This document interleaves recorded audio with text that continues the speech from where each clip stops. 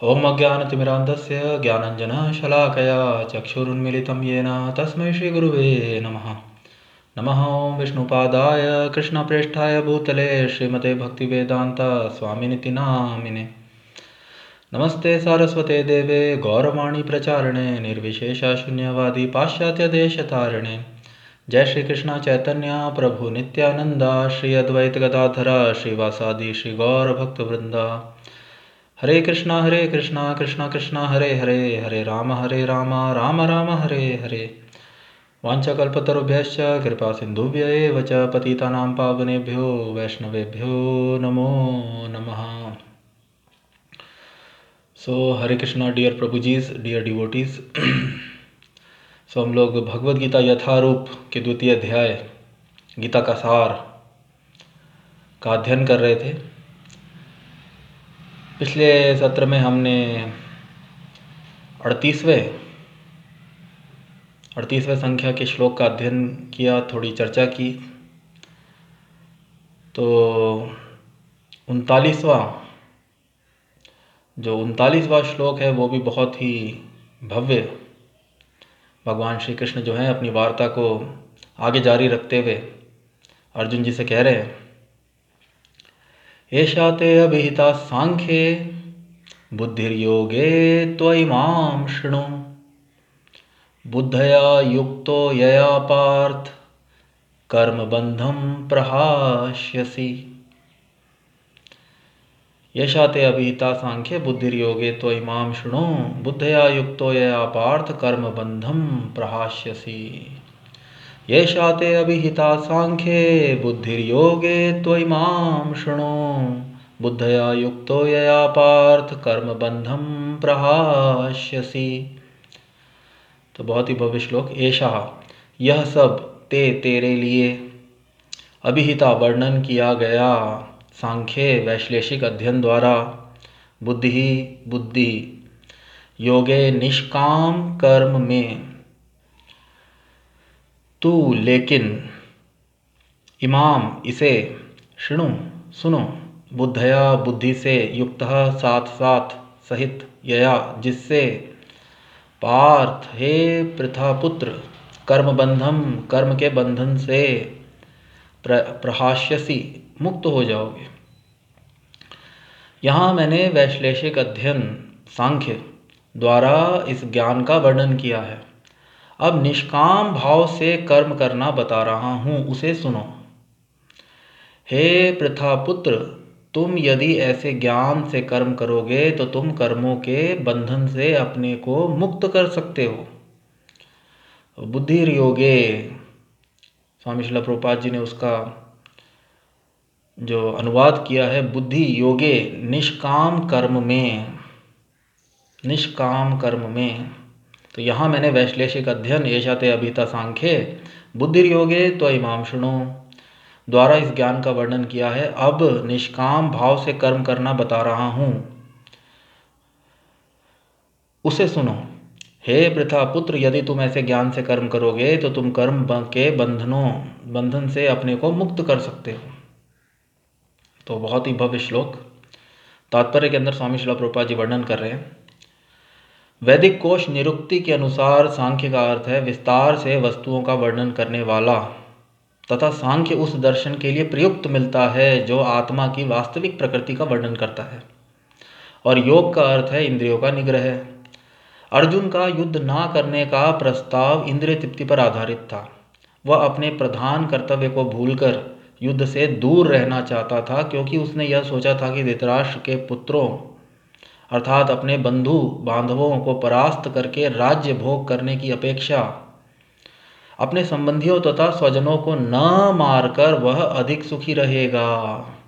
दोनों ही प्रकार से मूल सिद्धांत तो इंद्रिय तृप्ति था। उन्हें जीतने से प्राप्त होने वाला सुख तथा स्वजनों को जीवित देखने का सुख, ये दोनों इंद्रिय तृप्ति के धरातल पर एक है, क्योंकि इससे बुद्धि तथा कर्तव्य दोनों का अंत हो जाता है। अतः कृष्ण ने अर्जुन को बताना चाहा कि वह अपने पितामह के शरीर का वध करके उनके आत्मा को नहीं मारेगा। उन्होंने यह बताया कि उसके सहित सारे जीव शाश्वत प्राणी हैं। वे भूतकाल में प्राणी थे, वर्तमान में भी प्राणी रूप में हैं और भविष्य में भी प्राणी बने रहेंगे, क्योंकि हम सब शाश्वत आत्मा हैं। हम विभिन्न प्रकार से केवल अपना शारीरिक परिधान वस्त्र बदलते रहते हैं और इस भौतिक वस्त्र के बंधन से मुक्ति के बाद भी हमारी पृथक सत्ता बनी रहती है। भगवान कृष्ण द्वारा आत्मा तथा शरीर का अत्यंत विशद वैश्लेषिक अध्ययन प्रस्तुत किया गया है और निरुक्ति कोश की शब्दावली में इस विशद अध्ययन को यहाँ सांख्य कहा गया है। इस सांख्य का नास्तिक कपिल के सांख्य दर्शन से कोई सरोकार नहीं है। इस नास्तिक कपिल के सांख्य दर्शन से बहुत पहले भगवान कृष्ण के अवतार भगवान कपिल ने अपनी माता देवहूति के समक्ष श्रीमद् भागवत में वास्तविक सांख्य दर्शन पर प्रवचन किया था। उन्होंने स्पष्ट बताया था कि पुरुष या परमेश्वर क्रियाशील हैं और वे प्रकृति पर दृष्टिपात करके सृष्टि की उत्पत्ति करते हैं। इसको वेदों ने तथा गीता ने स्वीकार किया है। वेदों में वर्णन मिलता है कि भगवान ने प्रकृति पर दृष्टिपात किया और उसमें आणविक जीवात्माएं प्रविष्ट कर दी। ये सारे जीव भौतिक जगत में इंद्रिय तृप्ति के लिए कर्म करते रहते हैं और माया के वशीभूत होकर अपने को भोक्ता मानते रहते हैं। इस मानसिकता की चरम सीमा भगवान के साथ सायुज्य प्राप्त करना है। यह माया अथवा इंद्रिय तृप्ति जन्य मोह का अंतिम पाश है और अनेकानेक जन्मों तक इस तरह इंद्रिय तृप्ति करते हुए कोई महात्मा भगवान कृष्ण यानी वासुदेव की शरण में जाता है, जिससे परम सत्य की खोज पूरी होती है। अर्जुन ने कृष्ण की शरण ग्रहण करके पहले ही गुरु के रूप में उनको स्वीकार कर लिया है।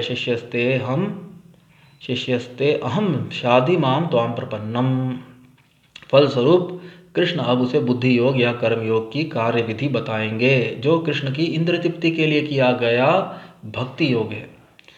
यह बुद्धि योग अध्याय 10 के 10वें श्लोक में वर्णित है, जिसमें इसे उन भगवान के साथ प्रत्यक्ष संपर्क बताया गया है जो सबके हृदय में परमात्मा रूप में विद्यमान है।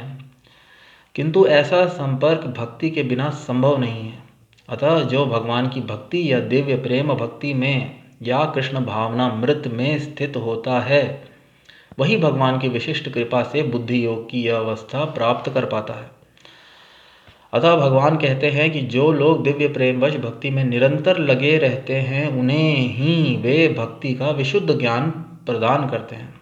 इस प्रकार भक्त सरलता से उनके चिदानंदमय धाम में पहुंच सकते हैं। इस प्रकार इस श्लोक में वर्णित बुद्धि योग भगवान कृष्ण की भक्ति है और यहाँ पर उल्लिखित सांख्य शब्द का नास्तिक कपिल द्वारा प्रतिपादित अनीश्वरवादी सांख्य योग से कुछ भी संबंध नहीं है।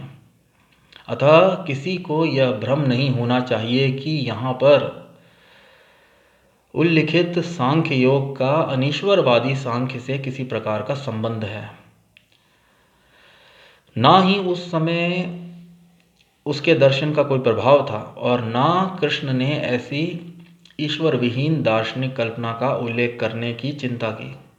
वास्तविक सांख्य दर्शन का वर्णन भगवान कपिल द्वारा श्रीमद् भागवतम में हुआ है, किंतु वर्तमान प्रकरणों में उस सांख्य से भी कोई सरोकार नहीं है। यहाँ सांख्य का अर्थ है शरीर तथा आत्मा का वैश्लेषिक अध्ययन।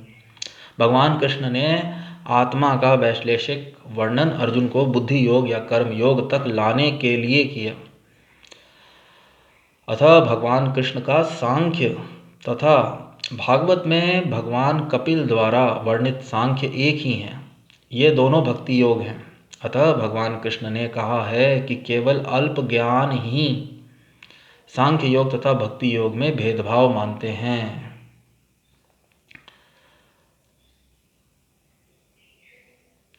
निसंदेह अनीश्वरवादी सांख्य योग का भक्ति योग से कोई संबंध नहीं है। फिर भी बुद्धिहीन व्यक्तियों का दावा है कि श्री भगवद गीता में अनीश्वरवादी सांख्य का ही वर्णन हुआ है। अतः मनुष्य को यह जान लेना चाहिए कि बुद्धि योग का अर्थ कृष्ण भावनामृत में पूर्ण आनंद तथा भक्ति के ज्ञान में कर्म करना है। जो व्यक्ति भगवान की तुष्टि के लिए कर्म करता है, चाहे वह कर्म कितना भी कठिन क्यों न हो, वह बुद्धि योग के सिद्धांत के अनुसार कार्य करता है और दिव्य आनंद का अनुभव करता है। ऐसी दिव्य व्यवस्था के कारण उसे भगवत कृपा से स्वतः संपूर्ण दिव्य ज्ञान प्राप्त हो जाता है और ज्ञान प्राप्त करने के लिए अतिरिक्त श्रम किए बिना ही उसकी पूर्ण मुक्ति हो जाती है। कृष्ण भावना भावित कर्म तथा फल प्राप्ति की इच्छा के लिए किए गए कर्म में विशेषतया पारिवारिक या भौतिक सुख प्राप्त करने की इंद्रिय तृप्ति के लिए किए गए कर्म में प्राचुर्य अंतर होता है। अतः बुद्धि योग हमारे द्वारा संपन्न कार्य का दिव्य गुण है। बुद्धि योग हमारे द्वारा संपन्न कार्य का दिव्य गुण है। तो बहुत ही लंबा तात्पर्य, परंतु अनेकानेक कृष्ण भावनामृत सिद्धांत तात्पर्य के माध्यम से स्वामी श्रील प्रभुपाद जी इस श्लोक का वर्णन कर रहे हैं। तो एषा ते अभिहिता सांख्ये, पिछले 30-35 श्लोकों के अंदर हमने देखा भगवान श्री कृष्ण ने जब अपना उपदेश अर्जुन जी को प्रारंभ किया तो सबसे पहले उन्होंने जो ज्ञान दिया वह आत्म का ज्ञान, और उसको वैश्लेषिक अध्ययन के माध्यम से, वैश्लेषिक अध्ययन के माध्यम से, जिसको सांख्य भगवान श्री कृष्ण जो है सांख्य कह रहे हैं। एषा ते अभिहिता सांख्ये बुद्धिर्योगे तु इमाम शृणु। हे अर्जुन, मैंने अभी तक तुम्हें सांख्य योग बताया, अब तुम बुद्धि योग भी सुनो। एषा ते अभिहिता सांख्ये, यहाँ मैंने वैश्लेषिक अध्ययन सांख्य द्वारा इस ज्ञान का वर्णन किया है। अब निष्काम भाव से कर्म करना बता रहा हूँ, उसे सुनो। बुद्धिर्योगे तु बट इमाम शृणु। यह सब एषा ते आपके लिए, भगवान कह रहे हैं हे अर्जुन, आपके लिए मैंने सांख्य का वर्णन किया। तो 30-35 श्लोकों का जैसा हमने पूर्व में हमने अध्ययन किया, हम भली भांति जानते हैं कि भगवान श्री कृष्ण ने विश्लेषण द्वारा आत्म तथा भौतिक पदार्थ के अंतर को समझाया है। भगवान ने आत्म को शाश्वत व भौतिक पदार्थ जो है वह असत, परिवर्तनशील, आत्म जो है उसको सत्य तथा भौतिक पदार्थ को परिवर्तनशील, असत साबित किया है अपने श्लोकों के माध्यम से, अपने उपदेश के अंदर, प्रारंभिक उपदेश में, जिसको भगवान श्री कृष्ण जो है सांख्य शब्द से संबोधित कर रहे हैं, सांख्य योग से। और स्वामी श्रील प्रभुपाद जी वैदिक कोश, बहुत सारा तात्पर्य के अंदर स्वामी श्रील प्रभुपाद जी ने भी सांख्य शब्द का वर्णन करते हुए उन्होंने बताया कि निरुक्ति जो कि वैदिक कोश है, तो निरुक्ति जो वैदिक कोश, वैदिक डिक्शनरी, उसके अंदर शब्दावली, उसके अंदर जो सांख्य शब्द है उसका जो अर्थ है वह बताया गया है किसी भी वस्तु, इंग्लिश के अंदर स्वामी श्रील प्रभुपाद जी लिखते हैं फिनोमिना, तो किसी भी प्रत्यक्ष वस्तु अथवा फिनोमिना, घटना, फिनोमिना का अर्थ जो है वस्तु के लिए भी प्रयोग लिया जाता है, तो फिनोमिना, फिनोमिनॉन या फिनोमिना, सिंपल, किसी भी वस्तु अथवा घटना का वर्णन करना, विस्तार से वस्तुओं का वर्णन करने वाला वैदिक कोश निरुक्ति के अनुसार सांख्य का अर्थ है विस्तार से वस्तुओं का वर्णन करने वाला। तो भगवान श्री कृष्ण ने भी अत्यंत विशद वर्णन, जैसा कि तात्पर्य के अंदर स्वामी श्रील प्रभुपाद जी लिख रहे हैं, इंग्लिश के अंदर स्वामी श्रील प्रभुपाद जी लिखते हैं ग्राफिकल तो बहुत ही विशद, बहुत ही स्पष्ट विश्लेषण के द्वारा भगवान श्री कृष्ण ने बहुत ही आत्म तथा भौतिक पदार्थ का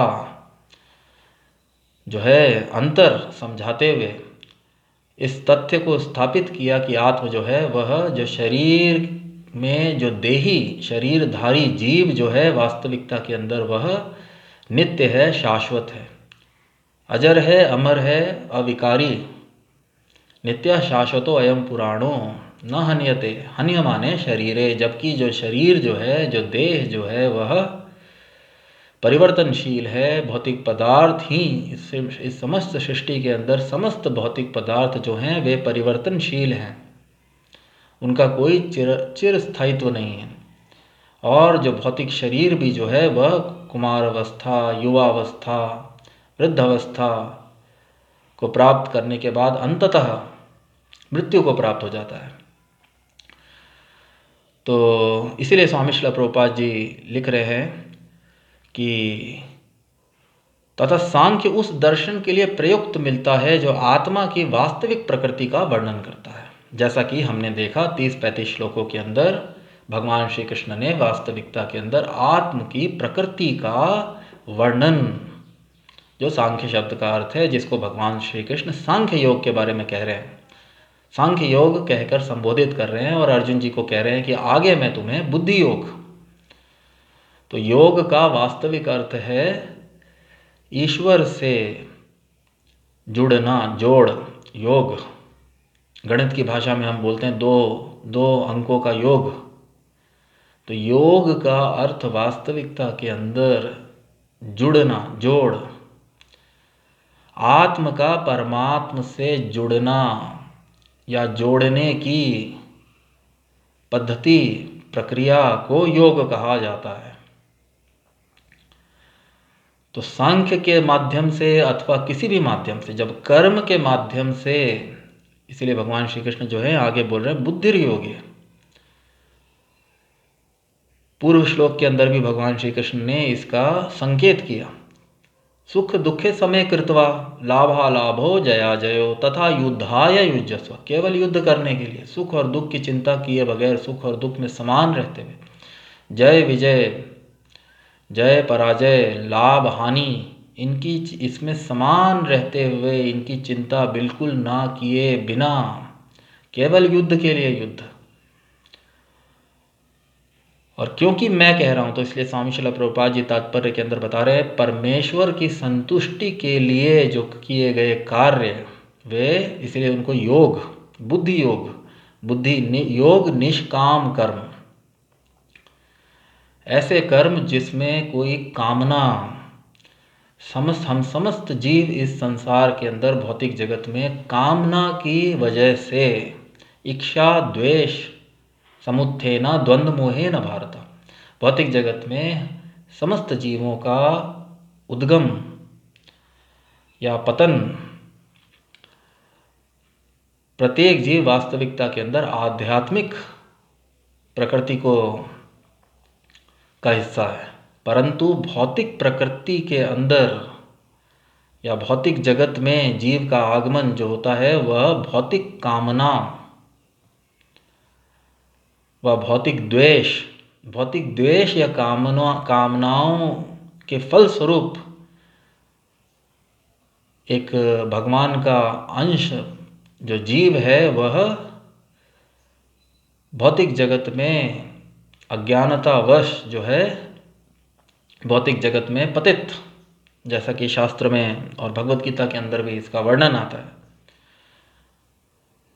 तो निष्काम कर्म एक व्यक्ति को, प्रत्येक मनुष्य इस जगत के अंदर परिणाम को देखकर कार्य करता है।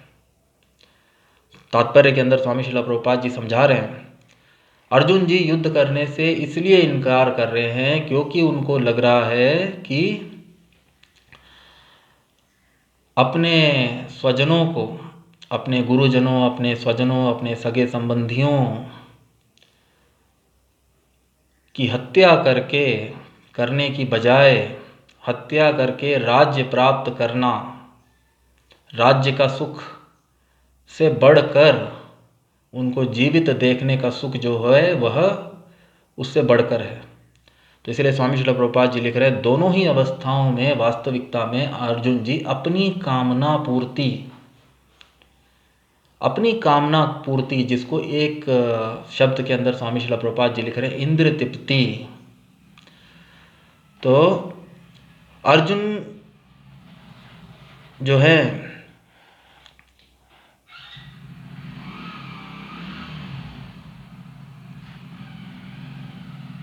वह अपने प्रधान कर्तव्य अर्थात अपने बंधु बांधवों को परास्त करके राज्य भोग करने की अपेक्षा अपने संबंधियों तथा स्वजनों को न मारकर वह अधिक सुखी रहेगा। दोनों ही प्रकार से मूल सिद्धांत तो इंद्र तृप्ति था। उनके जीतने से प्राप्त होने वाला सुख तथा स्वजनों को जीवित देखने का सुख, ये दोनों इंद्र तृप्ति के धरातल पर हैं, एक है, क्योंकि इससे बुद्धि तथा कर्तव्य दोनों का अंत हो जाता है। तो अर्जुन जी वास्तविकता के अंदर जो हैं, स्वामी श्रील प्रभुपाद जी तात्पर्य के माध्यम से ये समझाने का प्रयत्न कर रहे हैं, वह अपनी इच्छा, अपनी कामना, भौतिक कामना, और क्योंकि अर्जुन जी जो है वो यहाँ पर भौतिक बद्ध जीवों का प्रतिनिधित्व कर रहे हैं। इस संसार में प्रत्येक जीव जो है वह भौतिक, तो भगवान की इस दिव्य लीला के अंदर, वास्तविकता के अंदर अर्जुन जी जो हैं एक बद्ध जीव की भांति आचरण कर रहे हैं, परंतु वास्तविकता के अंदर अर्जुन जी का जो पद है वो बहुत उच्च है, क्योंकि उन्होंने भगवान श्री कृष्ण को उनका आध्यात्मिक पद, भगवान परमेश्वर श्री कृष्ण स्वयं अर्जुन जी के साथ उपस्थित है, परंतु अर्जुन जी जो हैं वे एक बद्ध जीव की भूमिका, कलयुग के अंदर हम समस्त जो जीव हैं उनकी भूमिका निभाते हुए भगवान की इस दिव्य लीला के अंदर हिस्सा ले रहे हैं। तो अर्जुन जी जो हैं अब तक अपनी इच्छा पूर्ति के लिए, अपनी कामना, जिसको स्वामी श्रील प्रभुपाद जी इंद्र तृप्ति, तो प्रत्येक मनुष्य इस संसार के अंदर, या प्रत्येक जीव, ना केवल मनुष्य, वह अपने इंद्रिय तृप्ति, भौतिक जो शरीर है, क्योंकि हम बद्ध अवस्था के अंदर प्राणी जो होता है अपना ईश्वर से संबंध पूर्णतया भूल जाता है, और वह अपने आप को शरीर, पूरी तरीके से हम सब अपने आप को शरीर मानते हैं। शरीर के परे हमारे पृथक अस्तित्व, आत्म के बारे में तथा परमात्म के बारे में, आत्म के परमात्म से संबंध के बारे में हमें कुछ भी बद्ध अवस्था के अंदर अज्ञानतावश हमें कुछ भी याद नहीं रहता। और क्योंकि प्रत्येक जीव परम भगवान परमेश्वर का अंश है, इसलिए उसके अंदर भी ईश्वरीय भाव, और उस ईश्वरीय भाव को व्यक्त करने के लिए हम अपनी कामना पूर्ति करने के लिए, अपने भौतिक इंद्रियों व अपने भौतिक मन, विवेक, अहंकार की संतुष्टि के लिए कार्य करते हैं, या हम उसी कार्य को करने में प्रविष्ट होते हैं जिसमें हमें अपने भविष्य में उसके परिणाम स्वरूप जो फल प्राप्त होता है उसको हम भली भांति जांच कर परख कर, यदि वह फल, किसी कार्य को करने का परिणाम, यदि हमारे इंद्रिय तृप्ति, हमारे भौतिक इंद्रिय तथा हमारे भौतिक मन, सूक्ष्म इंद्रियां, मन बुद्धि अहंकार, जिसको भगवद गीता के अंदर व अन्य शास्त्रों में जो है सूक्ष्म इंद्रियां, स्थूल शरीर तथा सूक्ष्म शरीर, तो जो हमारा शरीर है, क्योंकि हम अपने आप को शरीर मान रहे हैं, और हमारा शरीर जो है वह स्थूल शरीर तथा सूक्ष्म शरीर, तो भौतिक बद्ध अवस्था के अंदर प्रत्येक जीव अपने स्थूल शरीर अथवा सूक्ष्म शरीर की संतुष्टि के लिए, अपनी कामना पूर्ति करने के लिए कार्य करता है, और ऐसे प्रत्येक कार्यों का परिणाम स्वरूप जो होता है कुछ न कुछ फल, कर्म फल आता है, जिसको भोगने के लिए ही मनुष्य को दूसरा शरीर लेना पड़ता है। पूर्व तात्पर्यों के अंदर भी हमने समझा सतगुण, रजसगुण, तमोगुण, किसी भी गुण के प्रभाव से सतगुण में यदि आदमी पुण्य कर्म करता है, तमस गुण में यदि आदमी पाप कर्म करता है, तो पुण्य कर्मों को भी के कर्म फलों को भौतिक सुख के रूप में भोगने के लिए मनुष्य को पुनः दूसरा शरीर लेना पड़ेगा। और यदि व्यक्ति पाप कर्मों में प्रवृत्त होता है तो भी पाप कर्मों के फलस्वरूप, कर्म फल के स्वरूप उसे दुख भोगने के लिए दूसरा भौतिक शरीर धारण करना पड़ेगा। इस प्रकार व्यक्ति चाहे किसी भी गुण के प्रभाव से कर्म करे, यदि वह अपने लिए कर्म करता है, अपने इंद्रिय तृप्ति के लिए, अपने स्थूल शरीर व अपने सूक्ष्म शरीर, अपने स्थूल इंद्रियां तथा अपने सूक्ष्म इंद्रियों की संतुष्टि के लिए कार्य करता है, तो ऐसे कर्म जो होते हैं वह कर्म बंधन उत्पन्न करते हैं। प्रत्येक कर्म का कर्मफल जिसको भोगने के लिए मनुष्य को पुनः शरीर ग्रहण करना पड़ता है भौतिक जगत में। और इसीलिए भगवान श्री कृष्ण जो हैं वे अर्जुन को बता रहे हैं कि मैं अब तक तुमको मैंने सांख्य योग के बारे में ज्ञान दिया, अब बुद्धि योगे तो इमाम शृणु, तुम बुद्धि योग के बारे में सुनो और उसका फायदा क्या होगा। बुद्धया युक्तो यया पार्थ कर्म बंधम प्रहास्यसि, यदि तुम ऐसे कर्म करोगे या कर्म को इस भावना से करोगे। एक और अध्याय, कर्म योग के 2 अध्याय भगवत गीता के अंदर, तो यदि ऐसे कर्म करोगे या कर्म को इस भावना से करोगे, दोनों ही बातें। युद्ध करना तुम्हारा कर्म है, स्वधर्म है, परंतु यदि भावना तुमने अपनी भावना बदल दी, सुख दुखे समय कृत्वा लाभा लाभो जया जयो तथा युद्धाय युज्यस्व, केवल युद्ध करने के लिए युद्ध, परमेश्वर की संतुष्टि के लिए युद्ध। तुम्हें सुख दुख अपनी भौतिक कामनाओं के बारे में मत सोचो, अपनी भौतिक कामनाओं की पूर्ति। इसीलिए स्वामी श्रील प्रभुपाद जी ने बुद्धि योग को कर्म योग अथवा निष्काम कर्म,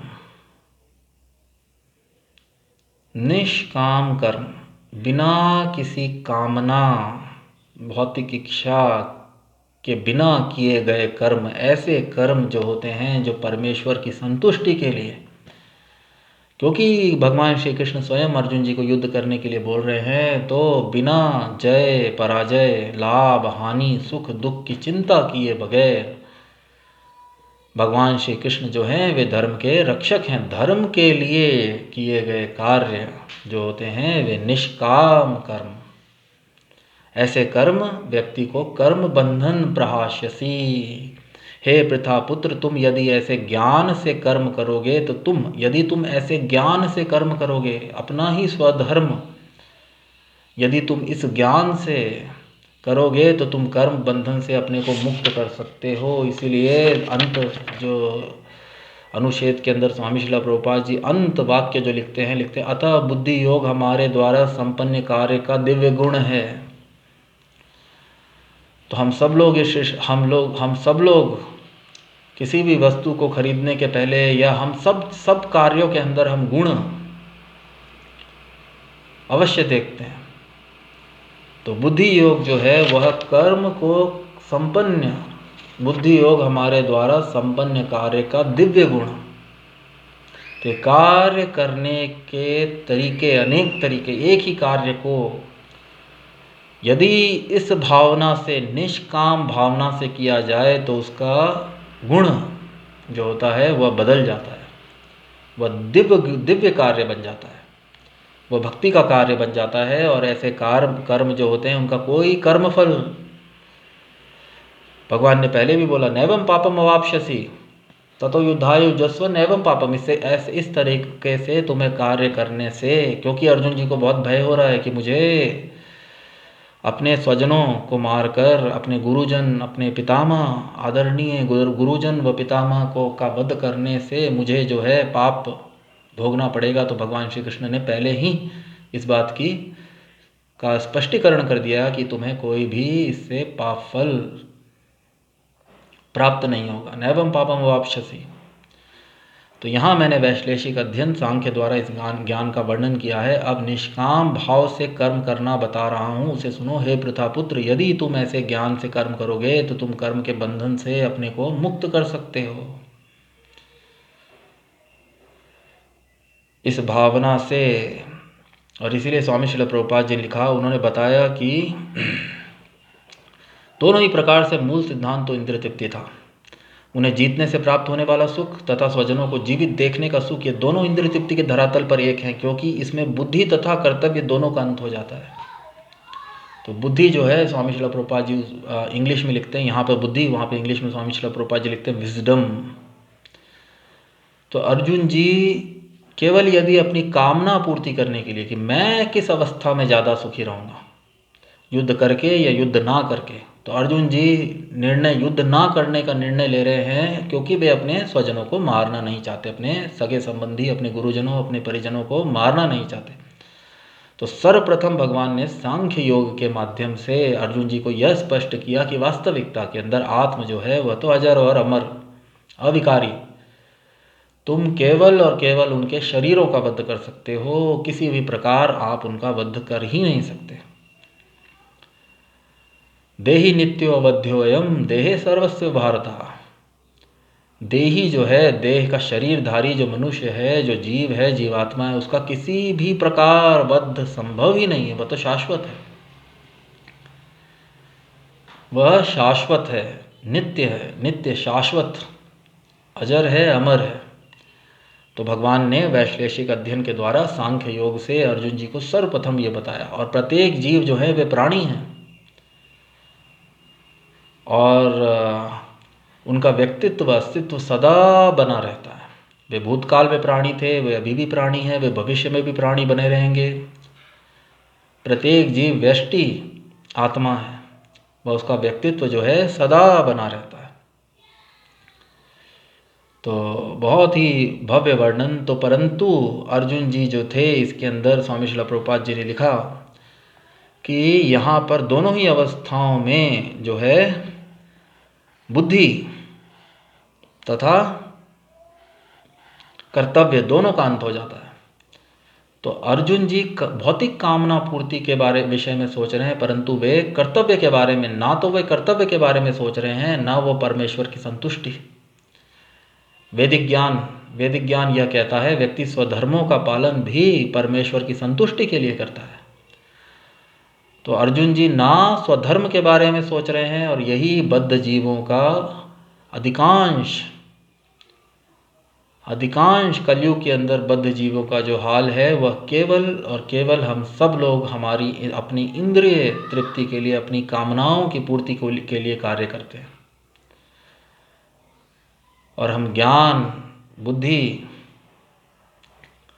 तथा कर्तव्य की बलि दे देते हैं अपनी भौतिक कामनाओं की पूर्ति करने के लिए।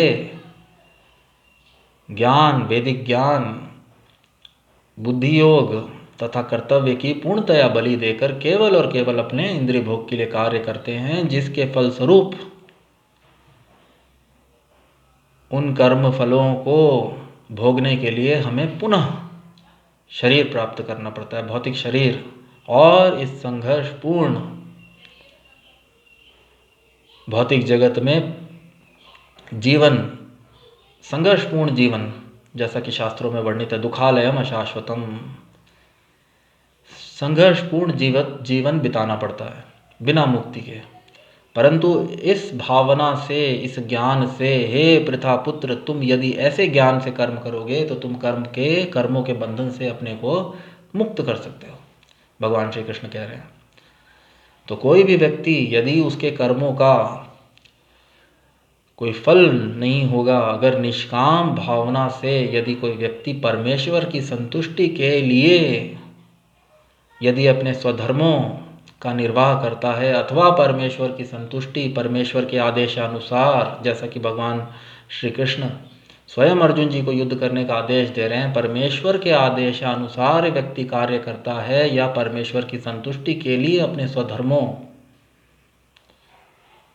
का निर्वाह करता है तो वह कर्मफलों से मुक्त हो जाता है और कर्म बंधन से मुक्त होकर वह अपने मुक्ति का मार्ग जो है वह सशक्त करता है, प्रशस्त करता है।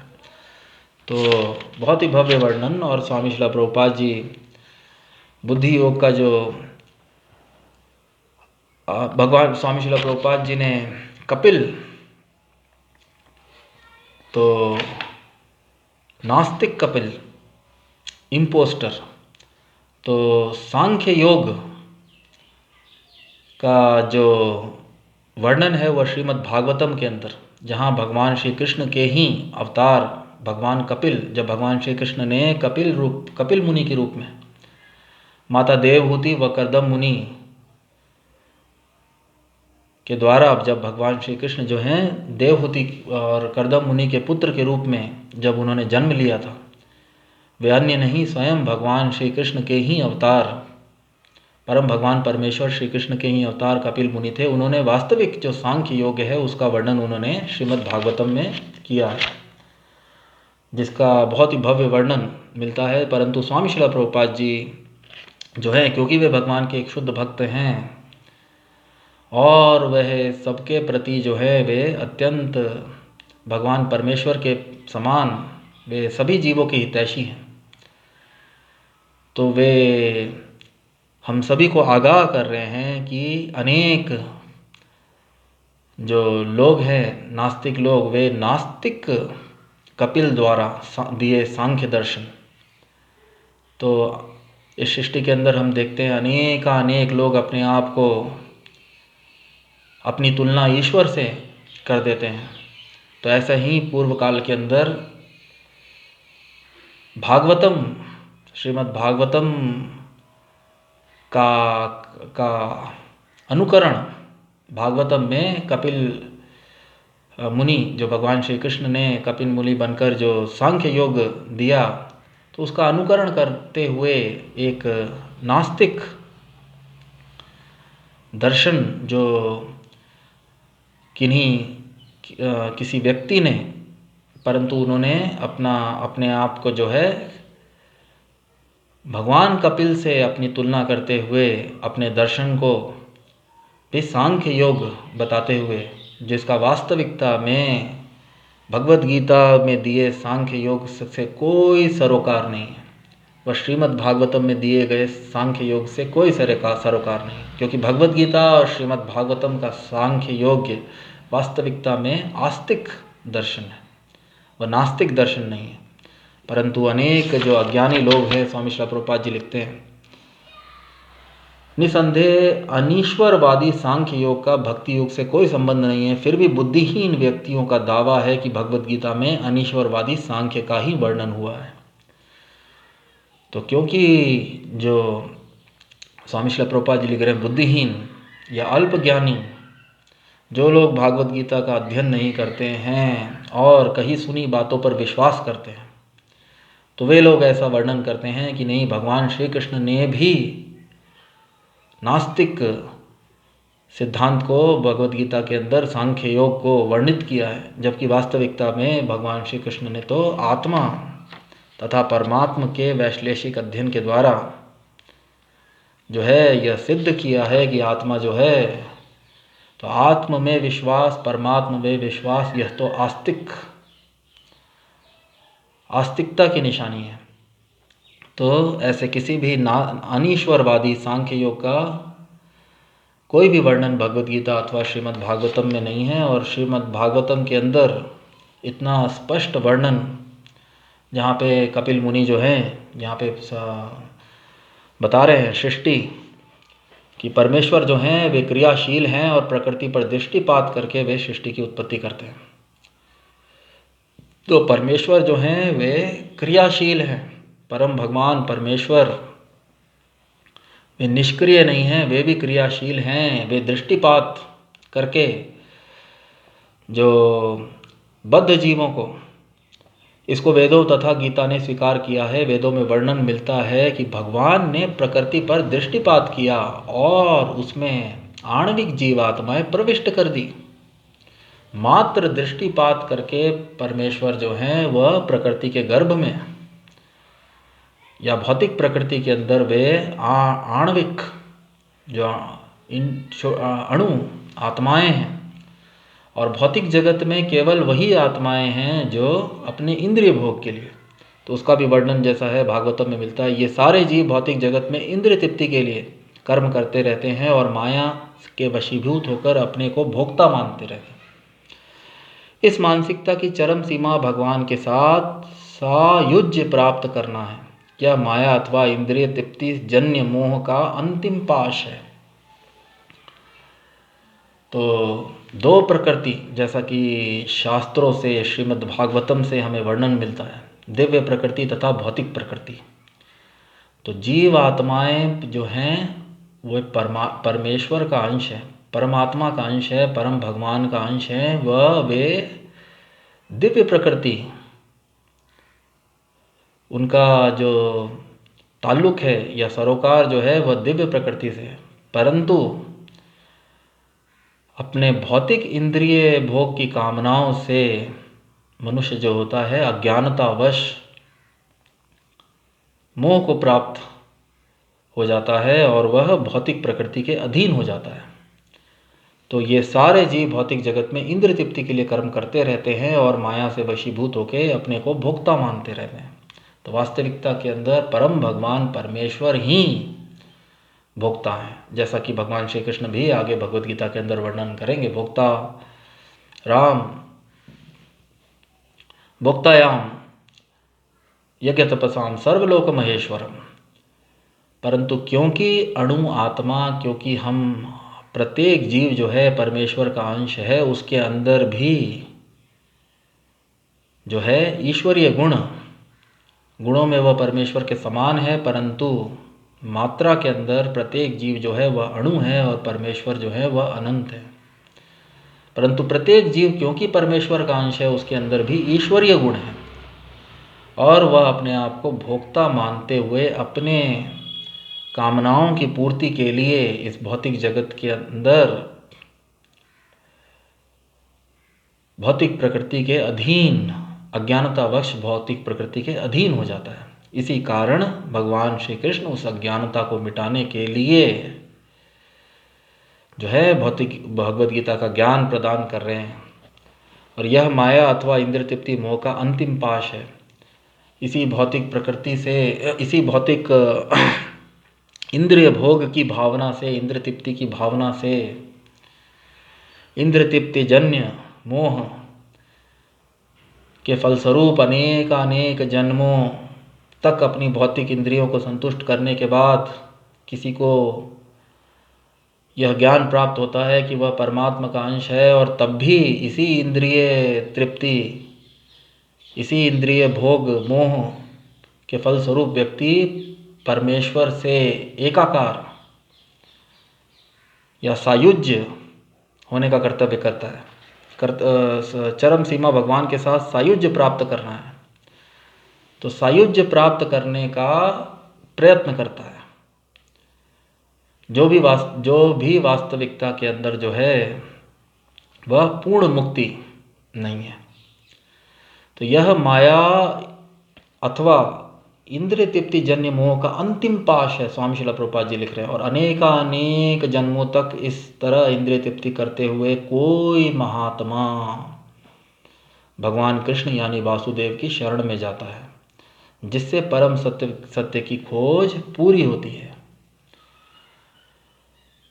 तो ब्रह्म ज्योति में मिल जाना, परमेश्वर को क्रियाहीन समझकर, ज्योति परम ज्योति समझकर उस ज्योति में मिल जाना, परंतु वास्तविकता के अंदर पूर्व श्लोकों के अंदर भी भगवान श्री कृष्ण ने वर्णन किया, आत्म जो है वह अविकारी, भौतिक जगत का सृजन तथा संहार, सृजन पालन तथा प्रलय, सृष्टि स्थिति प्रलय। तो भौतिक जगत की सृष्टि तथा प्रलय निरंतर चलती रहती है, और प्रलय के बाद प्रत्येक जीव जो है वह भगवान के पुरुष अवतार विष्णु के शरीर में प्रविष्ट हो जाती हैं, परंतु तब भी उनका अस्तित्व जो है वह पृथक अस्तित्व सदा बना रहता है। ऐसा हमने पूरे पूर्व श्लोकों के अंदर हमने समस्त सारे तात्पर्यों के अंदर स्वामी श्रील प्रभुपाद जी ने बहुत अच्छा वर्णन किया है।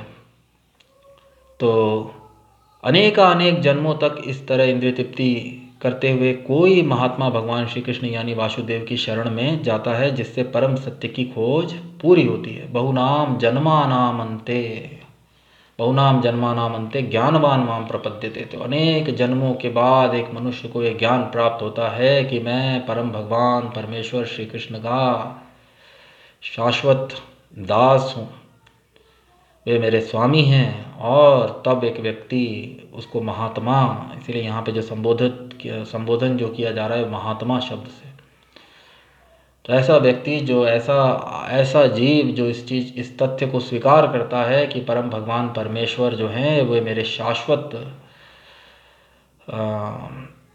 स्वामी हैं और मैं उनका शाश्वत दास हूँ, तो अनेक जन्मों के बाद व्यक्ति जो है वह वासुदेव की शरण में जाता है, जिससे परम सत्य की खोज पूरी होती है। और अर्जुन ने कृष्ण की शरण ग्रहण करके पहले ही उन्हें अपने गुरु रूप में स्वीकार कर लिया है। शिष्यस्ते हम शादिमाम त्वाम प्रपन्नम, फल स्वरूप अब उसे बुद्धि योग या कर्म योग की कार्यविधि भगवान श्री कृष्ण जो हैं उन्हें अर्जुन जी को बताने जा रहे हैं। इंद्रिय तृप्ति जो केवल और केवल कृष्ण की इंद्रिय तृप्ति के लिए किया गया भक्ति योग है, जिसका वर्णन 10वें अध्याय के 10वें श्लोक में तेषाम सतत युक्ता नाम भजताम प्रीति पूर्वकम, भगवान श्री कृष्ण जो है आने वाले 10वें अध्याय के 10वें श्लोक में इसका वर्णन करेंगे बुद्धि योग का।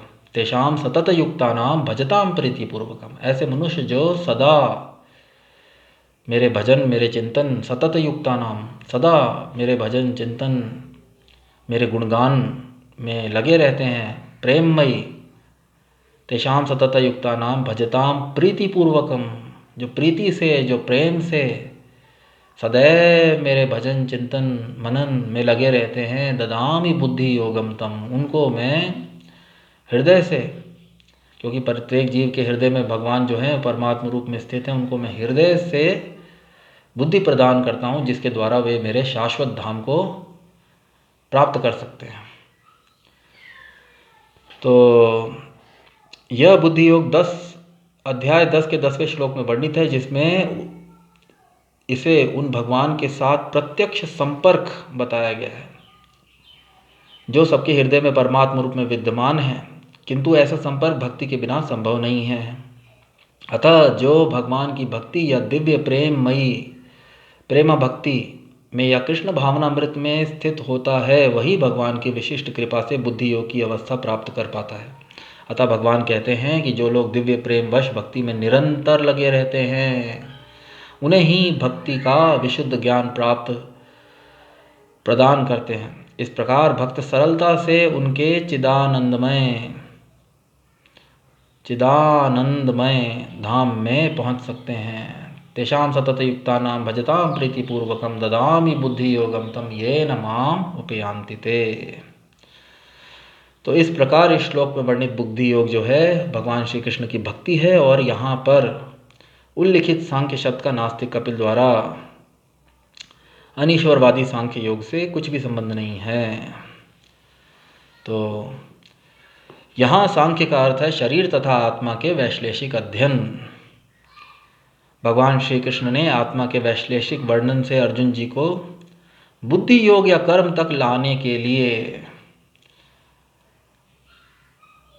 भगवान कृष्ण ने आत्मा का वैश्लेषिक वर्णन अर्जुन को बुद्धि योग या कर्म योग तक लाने के लिए किया।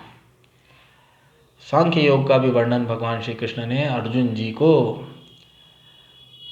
यह समझाकर कि प्रत्येक जीव जो है वे शाश्वत प्राणी हैं और उनका अस्तित्व सदा बना रहता है, और यह शरीर निरंतर परिवर्तित होता रहता है।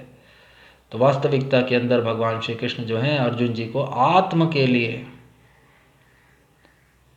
परमात्म के लिए, आत्म स्वधर्म व परमात्म बुद्धि योग। तो आत्म के लिए व परमात्म के लिए ज्ञान से पूर्ण कार्य करने के लिए अतः भगवान श्री कृष्ण सांख्य दो तथा भागवत में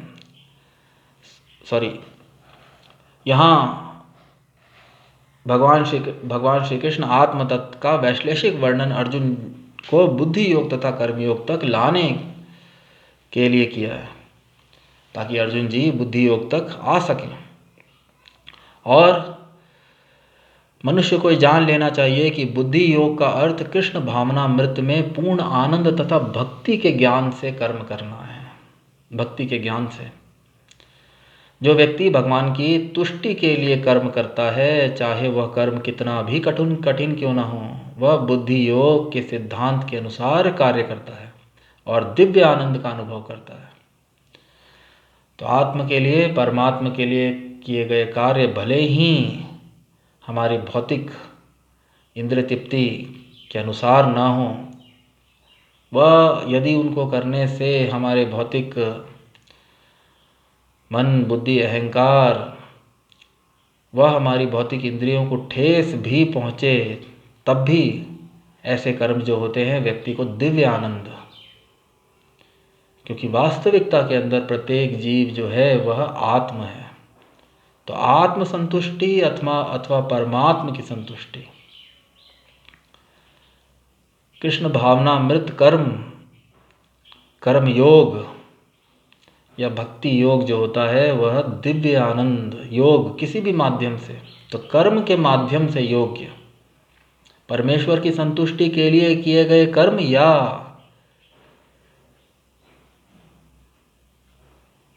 सुख दुखे समय कृत्वा ऐसी चेतना से किए गए कर्म, ऐसे ज्ञान से हे प्रतापुत्र यदि ऐसे ज्ञान से कर्म करोगे तो तुम कर्मों के बंधन से अपने को मुक्त कर सकते हो। तो ऐसे ज्ञान से, भक्ति के ज्ञान से किए गए कर्म व्यक्ति को दिव्य आनंद की अनुभूति कराते हैं। निसंदेह अर्जुन जी के मन के भौतिक मन, भौतिक विवेक, भौतिक अहंकार अपने स्वजनों अपने परिजनों का वध करके निसंदेह उनको दुख भोगना पड़ेगा, दुख की प्राप्ति होगी। परंतु परमेश्वर की संतुष्टि के लिए, धर्म की रक्षा के लिए जो कार्य है उनको आंतरिक रूप से आत्म संतुष्टि प्रदान करेंगे। आत्म आनंद, एक भिन्न आनंद जो है जिसको दिव्य आनंद का अनुभव करता है, ऐसे दिव्य व्यवस्था के कारण उसे भगवत कृपा से स्वतः संपूर्ण, ऐसी दिव्य व्यवस्था के कारण उसे भगवत कृपा से स्वतः संपूर्ण दिव्य ज्ञान प्राप्त हो जाता है।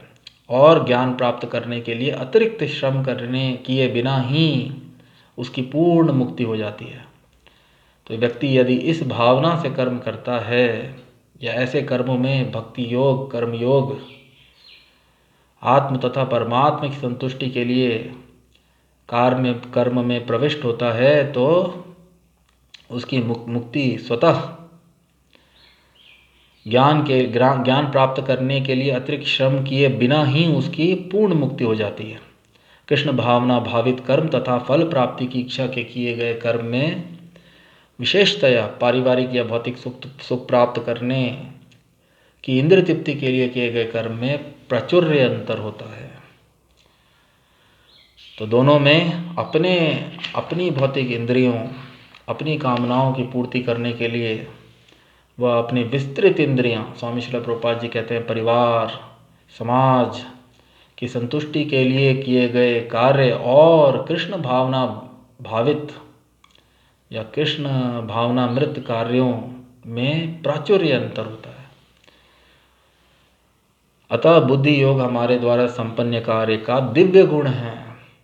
दोनों कार्य भले ही दिखने में समान हो, इस ज्ञान से युक्त होकर भी अर्जुन जी युद्ध करेंगे और बिना इस ज्ञान के दुर्योधन जी व अन्य लोग जो भौतिक कामनाओं के लिए युद्ध कर रहे हैं, दोनों में बहुत अंतर है। उनके गुणों में बुद्धि योग हमारे द्वारा संपन्न कार्य के दिव्य गुण हैं। एक निष्काम कर्म है और एक कर्म फल के लिए किए गए कर्म है।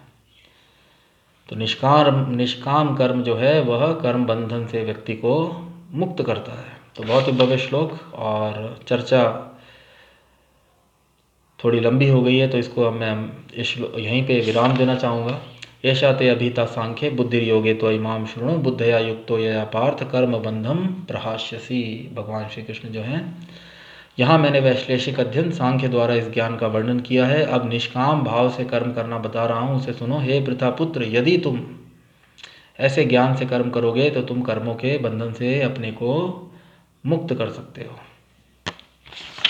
तो आने वाले अध्याय के अंदर हम 40वें संख्या के श्लोक पर का अध्ययन व थोड़ी वार्तालाप करेंगे, चर्चा करेंगे। तब तक के लिए जय विष्णुपाद परमहंस परिव्रजकाचार्य अष्टोत्तरशत श्री श्रीमती शिवाइन के सभा चरणारविंद भक्ति वेदांत स्वामी श्रील प्रभुपाद जी की जय। ग्रंथराज श्रीमद् भगवद गीता की जय। भगवान श्री कृष्ण की जय। भगवान श्री चैतन्य महाप्रभु की जय। हरे कृष्ण महामंत्र की जय। हरे कृष्ण कृष्ण कृष्ण हरे हरे, हरे राम राम राम हरे हरे।